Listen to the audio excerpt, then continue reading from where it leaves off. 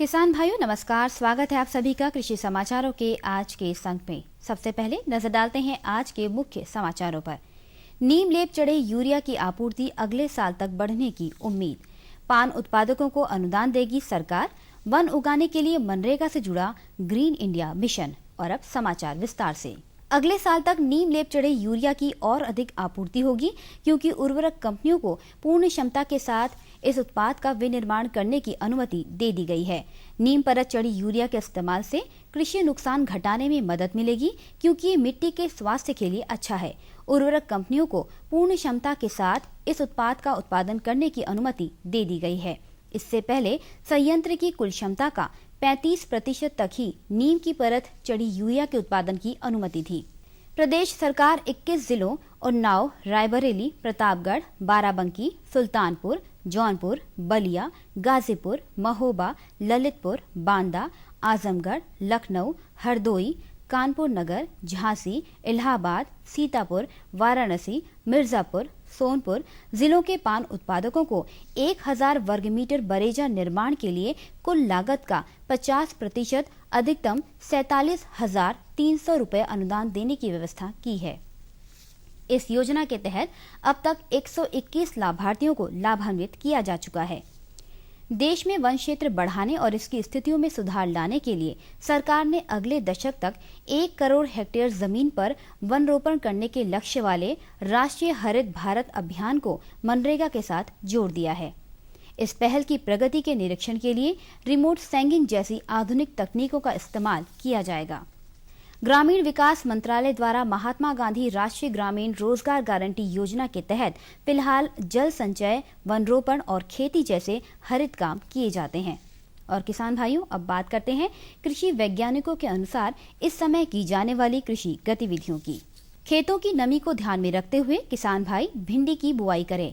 भिंडी की उन्नत किस्मों में परभनी, क्रांति, अर्का, अनामिका आदि किस्मों की बुआई करें। समय से बोई गई प्याज की फसल में थ्रिप्स कीट की निगरानी करते रहें। कीट के पाए जाने पर कॉन्फिडोर 0.5 मिलीलीटर दवा 3 लीटर पानी में किसी चिपकने वाले पदार्थ जैसे टीपाल आदि के साथ, जिसकी मात्रा 1 ग्राम प्रति लीटर पानी के हिसाब से हो, मिलाकर छिड़काव करें। टमाटर के फलों को फल छेदक कीट से बचाने के लिए किसान भाई खेत में अंग्रेजी के अक्षर टी के आकार के पक्षी बसेरा लगाएं। साथ ही फल छेदक कीट की निगरानी के लिए फेरोमोन प्रपंच को 2 से 3 प्रति एकड़ की दर से लगाएं। कीटों के प्रकोप से नष्ट हुए फलों को तोड़कर इकट्ठा कर जमीन में दबा दें। इसी तरह बैगन की फसल को प्ररोह व फल छेदक कीट से बचाव हेतु ग्रसित फलों तथा प्ररोहों को इकट्ठा कर नष्ट कर दें। यदि कीट की संख्या अधिक हो तो स्पिनोसेट कीटनाशी 48 EC की 1 मिलीलीटर दवा को 4 लीटर पानी में घोलकर आसमान साफ होने पर छिड़काव करें। सभी सब्जियों वाली फसलों में माहू कीट के आक्रमण की निगरानी करें। यदि कीटों की संख्या अधिक हो तो नियंत्रण के लिए सब्जियों में इमिडाक्लोप्रिड 0.25 से 0.5 मिलीलीटर दवा प्रति लीटर पानी में घोलकर सब्जियों की तुड़ाई के बाद आसमान साफ होने पर करें। सब्जियों की फसलों पर कीटनाशक के छिड़काव के बाद 1 सप्ताह तक तुड़ाई ना करें। किसान भाई जायद के लिए उड़द, मूंग, सूरजमुखी या मक्का की फसल लेना चाहते हो तो वो इसकी बुआई यथाशीघ्र करें।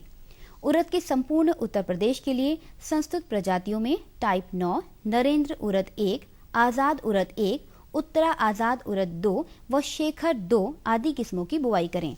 मूंग की उन्नत प्रजातियों में पूसा विशाल, पूसा, PDM 11, SML 32, बैसाखी आदि की बुआई करें। जो किसान भाई बसंतकालीन गन्ने की खेती करना चाहते हैं वे इसकी बुआई शुरू करें। इसके लिए क्षेत्रीय संस्तुत प्रजातियों का प्रमाणित बीज ही प्रयोग करें। बुआई से पूर्व बीज शोधन अवश्य करें। बीज शोधन के लिए बाविस्टिन कार्बेंडाजिम के घोल में बीज गन्ना के टुकड़ों को आधा घंटा डुबोए रखने के उपरांत बुआई करें। कृषि समाचारों के बाद आइए अब जानकारी लेते हैं मंडी भावों की।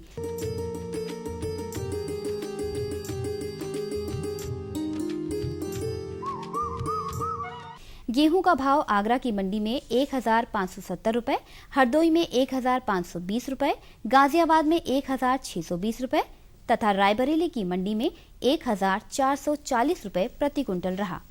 चावल आगरा की मंडी में 1960 रुपए तथा हरदोई में 2190 रुपए प्रति क्विंटल बिका। चना का भाव आगरा की मंडी में 3,600 रुपये प्रति क्विंटल, हरदोई में 3,440 रुपये, गाजियाबाद में 3,280 रुपये और रायबरेली की मंडी में 3,765 रुपये प्रति क्विंटल के हिसाब से रहा।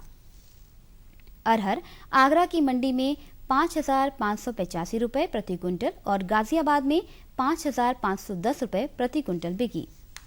मसूर का भाव आगरा की मंडी में 6,225 रुपये प्रति क्विंटल तथा गाजियाबाद की मंडी में 6,010 रुपये प्रति क्विंटल रहा। उड़द आगरा की मंडी में 6,670 रुपये प्रति क्विंटल, हरदोई की मंडी में 6,000 रुपये, गाजियाबाद की मंडी में 5,880 रुपये तथा रायबरेली की मंडी में 5,660 रुपये प्रति क्विंटल बिका। आलू आगरा की मंडी में 580 रुपये प्रति क्विंटल, हरदोई में 560 रुपये, गाजियाबाद में 710 रुपये और रायबरेली की मंडी में 500 रुपये प्रति क्विंटल बिका। प्याज का भाव आगरा की मंडी में 1,750 रुपये प्रति क्विंटल, हरदोई में 1,850 रुपये, गाजियाबाद में 1,380 रुपये और रायबरेली की मंडी में 1,730 रुपये प्रति क्विंटल रहा। टमाटर आगरा की मंडी में 1,400 रुपये प्रति क्विंटल, हरदोई में 2,950 रुपये, गाजियाबाद में 915 रुपये तथा रायबरेली में 1,250 रुपये प्रति क्विंटल बिका। लहसुन का भाव आगरा की मंडी में 4,480 रुपये प्रति क्विंटल, गाजियाबाद में 2,920 रुपये तथा रायबरेली की मंडी में 3,500 रुपये प्रति क्विंटल रहा। गुड़ का भाव आगरा की मंडी में 2,600 रुपये प्रति क्विंटल, हरदोई में 2,450 रुपये, रायबरेली में 2,830 रुपये प्रति क्विंटल रहा। तो किसान भाइयों, ये थे आज के कृषि समाचार और औसत मंडी भाव। अगले अंक में हम फिर लेकर आएंगे कृषि जगत से जुड़ी नई नई जानकारियां। तब तक के लिए अनुमति। और बताओ। बस। अरे ये क्या भैया जी, बस इतनी सी रासायनिक खाद? किसानी छोड़ रहे हो क्या? किसानी नहीं, नादानी छोड़ रहे हैं। मिट्टी की जांच कराई है। अब तो लालाजी जितनी जरूरत है उतने ही उर्वरक खेत में डालेंगे। हाँ किसान भाई आज ही अपने जिले की नजदीकी भूमि परीक्षण प्रयोगशाला में मिट्टी की जांच जरूर करवाएं और मिट्टी में पोषक तत्व, नमी व पौधे के विकास को देखते हुए केवल जरूरत के अनुसार ही पोषक तत्व डालें। और हाँ, मिट्टी में गंधक, जस्ता, बोरोन जैसे सूक्ष्म पोषक तत्वों का पता लगाना भी न भूलें। उर्वरक और जैविक खाद के सही उपयोग से भूमि का उपजाऊपन बनाए रखें, उत्पादकता बढ़ाएं, खर्चा घटाएं और बहुमूल्य विदेशी मुद्रा बचाने में भी सहयोग दें। और हाँ, धीमी गति से नाइट्रोजन उपलब्ध कराने वाले उर्वरकों जैसे नीम लेपित यूरिया को प्राथमिकता दें और यूरिया का पत्तों पर छिड़काव करें। अरे वाह, तू तो सचमुच समझदार हो गया रे। अधिक जानकारी के लिए संपर्क करें जिला कृषि अधिकारी या किसान कॉल सेंटर। अम्मा खाना दे दो ना। सबर कर गोलू, अभी दाल नहीं गली है। तू फिक्र ना कर गोलू की अम्मा, अब की बार अपनी दाल खूब गलेगी। क्या मतलब जी? अब की बार NFSM के तहत दाल की पैदावार को बढ़ाने के तरीकों को दिखाने के लिए देश में 1,000 क्षेत्र चुने गए हैं, जिसमें हमारा इलाका भी आ गया है। पर इससे हमें क्या फायदा? हमें 5 एकड़ खेती के लिए खाद और कीटनाशक के अलावा बढ़िया बीजों की एक मिनी किट भी मिलेगी। इतनी दाल का करेंगे क्या जी? अरे भगवान, सरकार ने दलहन का समर्थन मूल्य भी खूब बढ़ा दिया है और इनकी खरीद का भी पूरा इंतजाम कर लिया है। इससे आमदनी बढ़ेगी और फिर हमारा गोलू अच्छे स्कूल में जा करके कृषि वैज्ञानिक बनेगा। हाँ जी जी जी। किससे बात कर रहे थे इतना हंस हंस कर? किसान कॉल सेंटर में विशेषज्ञ से खेती के बारे में सलाह ले रहा था। सुबह भी, रात को भी? किसान कॉल सेंटर सुबह 6 बजे से रात को 10 बजे तक खुलता है। रविवार को भी? साल के 365 दिन खुलता है। पर तुम ये सब क्यों पूछ रही हो? मैं तो कुछ और ही समझी थी। कृषि संबंधी समस्याओं का अपनी भाषा में तुरंत समाधान पाने के लिए पूरे भारत में किसी भी फोन से राष्ट्रीय हेल्पलाइन नंबर 1800-180-1551 पर संपर्क करें। आज तो वसूली करके ही जाऊंगा। घनश्याम, अरे ओ घनश्याम। वो तो स्कूल गए हैं। स्कूल गया है। अरे बहाना तो ढंग का बनाती। हाँ लाला, मैं स्कूल ही गया था, फार्म स्कूल, जहाँ किसानों को सिखाई जाती है खेतों में पैदावार बढ़ाने की हर बात, जैसे मिट्टी के हिसाब से सही खाद, बढ़िया बीज और जरूरत के मुताबिक कीटनाशक, ताकि कम लागत में अधिक मुनाफा। ये पकड़ लाला, तेरा हिसाब साफ।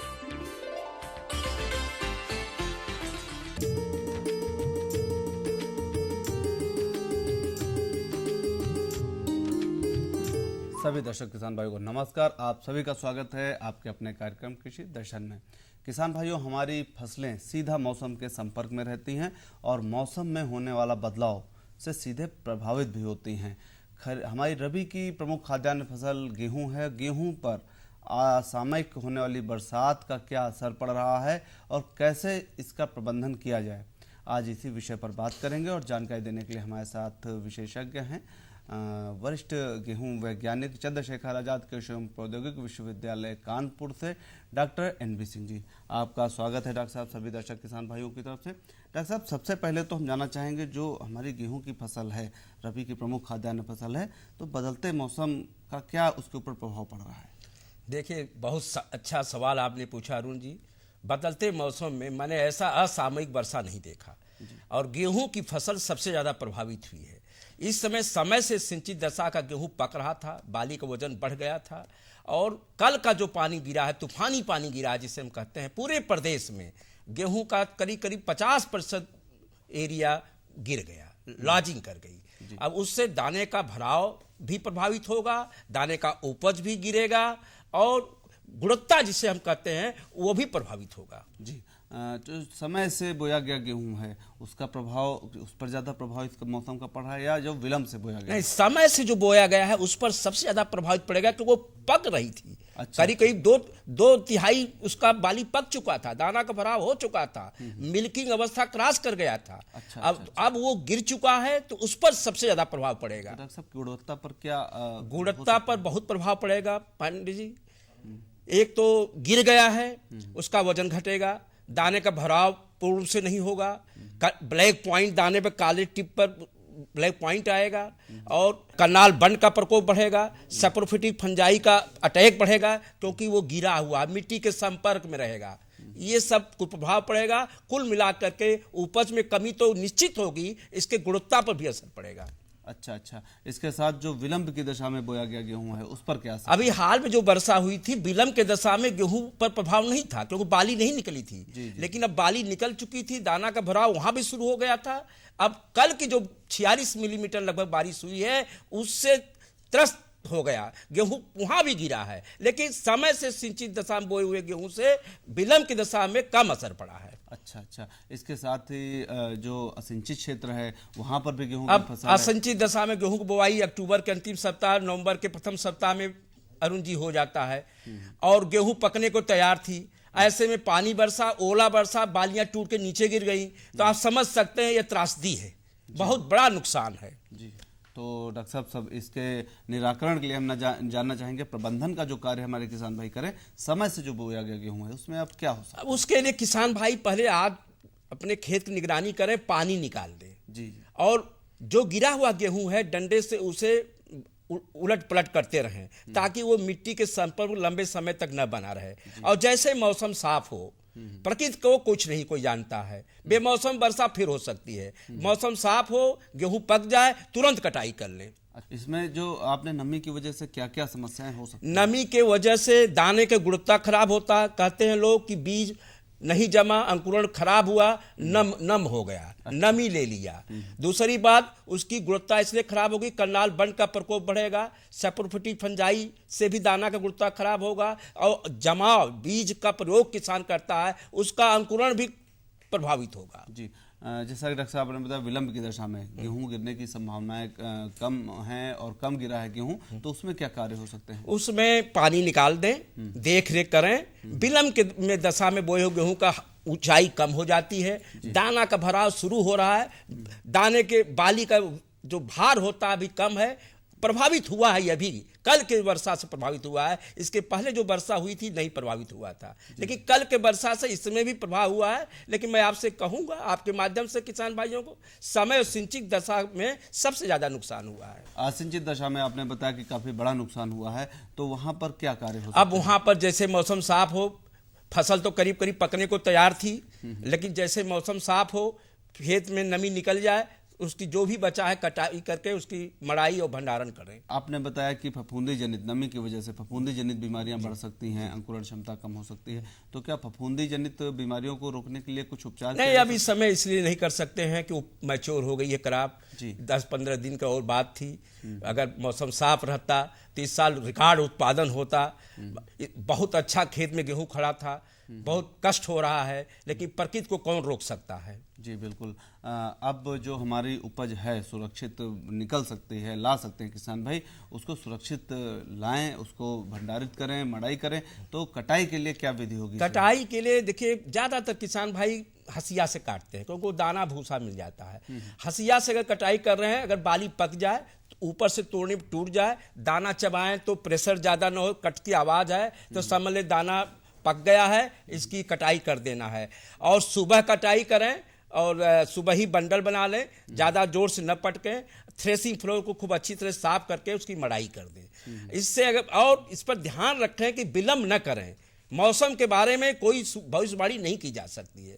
जैसे वो किसान भाई देखें कि मौसम साफ है, गेहूं मेरा पक गया है, तुरंत कटाई करके और उसकी मड़ाई और भंडारण कर ले।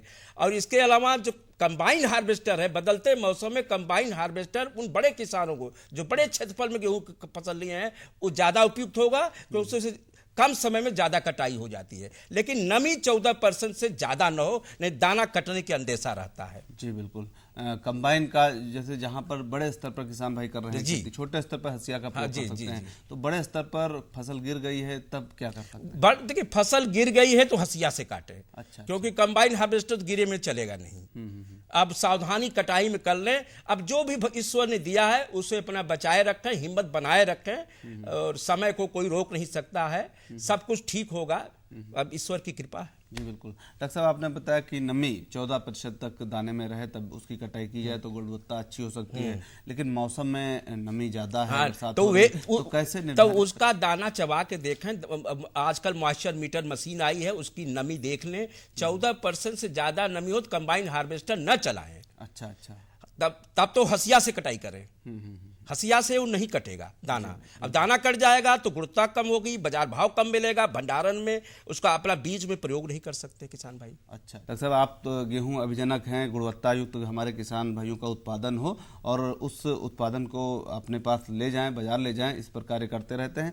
तो मुख्य बिंदु जो हैं, जो इस समय सामयिक समस्या चल रही है, मुख्य बिंदु कौन कौन से? इस समय सबसे मुख्य बिंदु यह है कि अपने खेत का पानी निकाल दें और अब डंडे से गेहूं का जो है जो गिरे हैं उनको उलट पलट करें, और जो रोग लग रहे हैं इस पर नजर रखें, और जो बीज के लिए अगर प्रयोग करना है तो उन्हीं पौधों को बीज में रखें जिनमें ये सब लक्षण न दिखाई दे। डॉक्टर साहब, विशेष आपका कार्य तो गेहूं की फसल पर ही है, लेकिन बाकी हमारी रबी की भी फसलें हैं तो उन पर भी हम रबी का फसल और बुरी हाल है। चना है, मसूर है, आपका सरसों है, इस पर तो 70 से 80% का नुकसान हुआ है। अच्छा अच्छा। जी जी। और अब उनमें भी इसी तरह से उनका भी दाने का गुणवत्ता खराब हुआ है। हाँ। उनका तो बिल्कुल चूंकि छोटा पौधा होता है तो सब गेहूं तो मिल भी जाएगा, वहां पर बड़ी समस्या है। जी बिल्कुल। तो हमारे जो दर्शक किसान भाई हम चाहेंगे जो दूसरी फसलें भी हैं उनके लिए क्या सावधानी? उनके लिए भी यही सावधानी है, पानी हो तो निकाल दें, और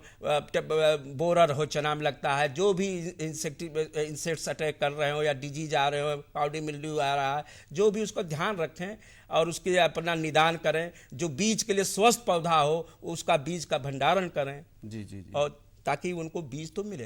जी बिल्कुल। वो वहाँ जहाँ पर ज़्यादा फसल प्रभावित हो रही दलहनी फसलों में विशेष तौर से, तो उसमें बीजों को अलग करने का क्या अलग वो अब तो किसान को देखना पड़ेगा, क्योंकि बहुत पानी बरसा है, डूब गया है। चना तो छोटी हाइट के होता है, ऊंचाई का। मसूर भी बहुत प्रभावित हुआ है। सरसों पक गई थी, अब ओले पड़े हैं, बालियां टूट गई हैं, बिखर गया है। तो ये एक त्रासदी है जिसे हम कहेंगे। मौसम बड़ा भयानक रूप अपना दिखाया है, लेकिन प्रकृति को कोई रोक नहीं सकता। डॉक्टर साहब, आपने बहुत ही महत्वपूर्ण जानकारी दी है कि असामयिक वर्षा से, बदलते मौसम से जो नुकसान हो रहा है, कैसे अच्छा प्रबंधन हमारे किसान भाई कर सकते हैं और बेहतर उत्पादन घर ले जा सकते हैं। आपने जानकारी दी, इसके लिए बहुत बहुत धन्यवाद। आपको भी धन्यवाद।